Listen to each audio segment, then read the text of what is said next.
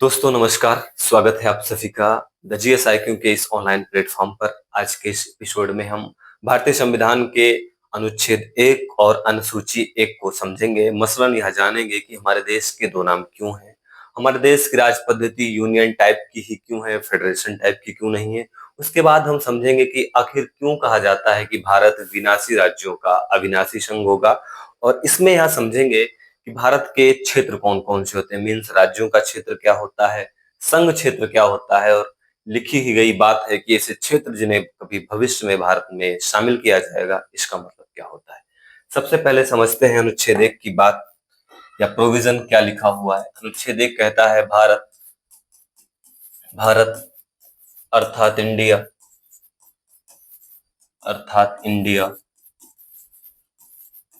राज्यों का संघ होगा। राज्यों का संघ होगा। इसमें हम तीन शब्द को अंडरलाइन करते हैं और तीनों को समझेंगे। भारत, इंडिया, राज्यों का संघ।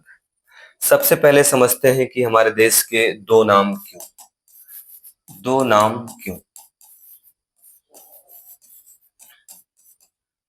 इसमें जाने से पहले आपको एक बात बताएं, पूरा हमारा संविधान जब बना है तो जितने भी हमारे संविधान में प्रोविजन एड ऑन किए गए हैं, किसी भी प्रोविजन को डालने में जब कोई मतभिन्नता उत्पन्न होती थी तो वोटिंग नहीं होती थी कि इसको रखा जाए, इस प्रोविजन को, कि ना रखा जाए। वोटिंग नहीं हुई है, बल्कि किसी भी प्रोविजन को जब एड ऑन करते समय कोई कंफ्यूजन होती थी तो उस पर सहमति बनाकर उस प्रोविजन को ऐड ऑन किया जाता था। तो यही बात यहाँ पर भी हुई। जब हमारे देश के नामकरण की बात हुई तो कुछ लोगों का यह मानना था कि इंडिया नाम रख दिया जाए, क्योंकि अंग्रेजों ने पूरे विश्व में इंडिया से इस देश को सिद्ध कर दिया था। और कुछ लोगों का मानना था कि परंपरागत जो हमारा नाम है, हमारा प्राचीन नाम है हमारे देश का, भारत, उसको रखा जाए। अब मतभिन्नता उत्पन्न हो गई और नाम तो रखना था और किसी भी विचारधारा को दरकिनार नहीं करना था। तो हमारे संविधान निर्माताओं ने आम सहमति बनाई कि हम अपने देश का दोनों नाम रख देते हैं। जिसको सुविधा होगी भारत के साथ वह भारत शब्द यूज करेगा और जिसको सुविधा होगी इंडिया के साथ वह इंडिया शब्द का यूज करेगा। तो ये थी सारांश वे में डिबेट थी कि हमारे देश का नाम क्या हो, तो हमारे देश का नाम दोनों रख दिया गया।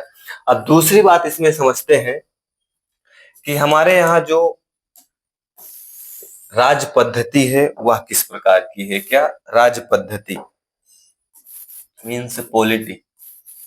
हमारे यहाँ की जो राज पद्धति है संविधान में स्वीकार की गई है वो संघ टाइप की है, और संघ मीन्स यूनियन, नॉट फेडरेशन।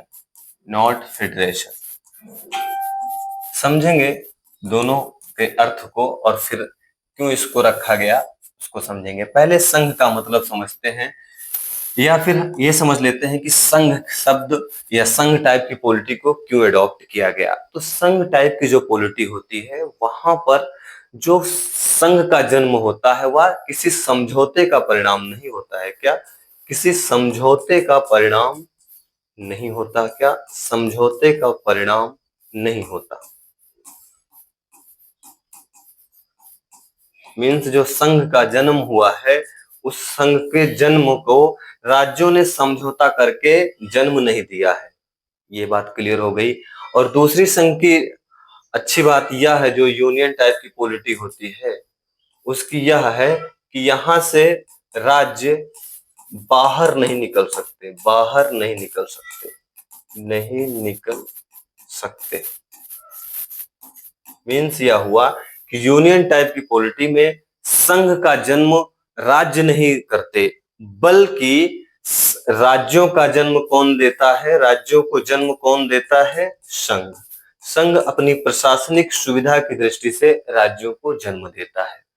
तो तीन बातें हैं जो समझना है कि हमारे यहाँ यूनियन टाइप की पॉलिटी है, मीन्स संघ को राज्यों ने जन्म नहीं दिया है, किसी समझौते से संघ का जन्म नहीं हुआ है, ना ही राज्य कभी भी संघ से बाहर निकल सकते हैं, बल्कि संघ जब चाहेगा सुविधा अनुसार राज्यों को जन्म देगा। इसीलिए कहा जाता है कि भारत विनाशी राज्यों का अविनाशी संघ है।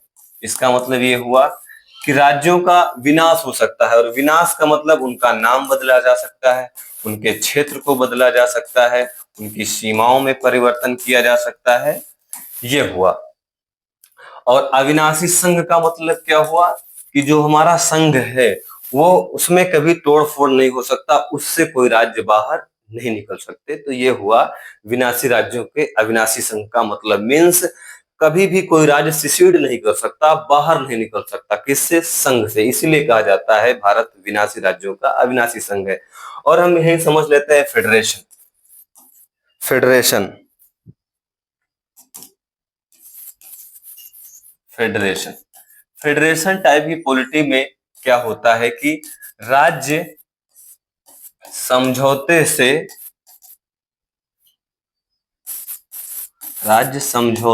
क्या करते हैं? संघ का निर्माण करते हैं, संघ का निर्माण करते हैं। मतलब यह हुआ कि संघ ने राज्यों को जन्म नहीं दिया, बल्कि राज्यों ने आपस में समझौते करके समझौते के परिणाम स्वरूप किसको? फेडरेशन को जन्म दिया।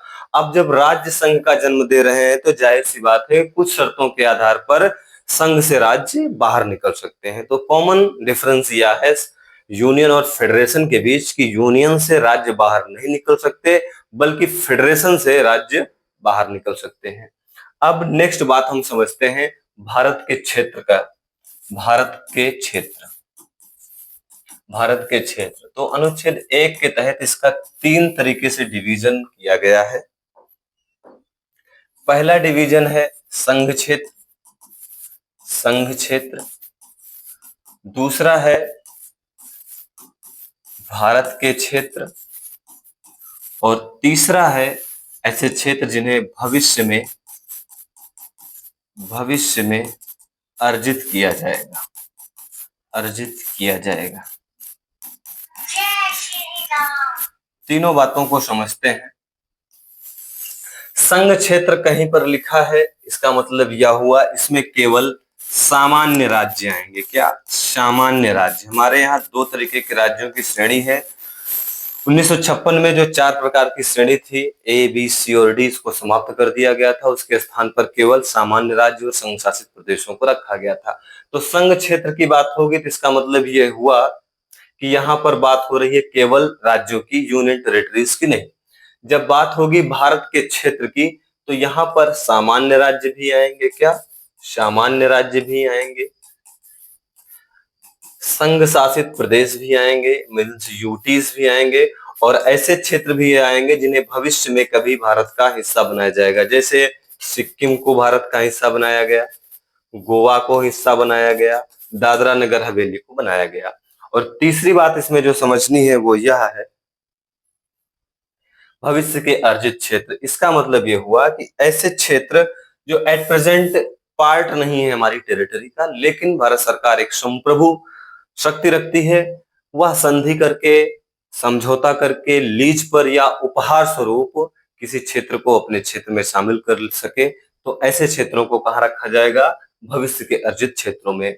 जैसे सिक्किम, जब भारत स्वतंत्रता प्राप्त किया तो सिक्किम भारत का पार्ट नहीं था, बल्कि यहाँ पर चोग्याल वंश का शासन था।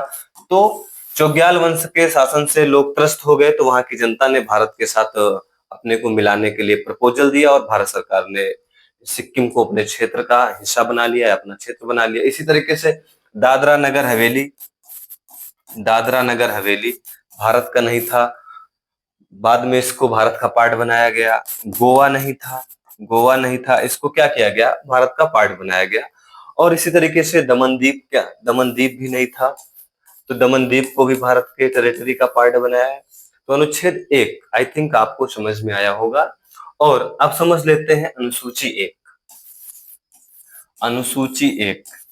अनुसूची 1 प्रावधान करती है कि भारत के जो राज्य हैं, संघ शासित प्रदेश हैं, उनका नाम कब बदला गया, क्षेत्र कब बदला गया, सीमा कब बदला गया, और उनका वर्तमान में नाम क्या है, क्षेत्र क्या है, सीमा क्या है, या फिर उनका गठन किस अधिनियम के तहत किया गया। तो अनुसूची 1 अनुच्छेद 1 का विस्तृत रूप है। आई थिंक आप इस एपिसोड को समझे होंगे। तो इस एपिसोड में इतना ही। नेक्स्ट एपिसोड में हम फिर मिलेंगे। तब तक के लिए नमस्कार। जय हिंद, जय भारत।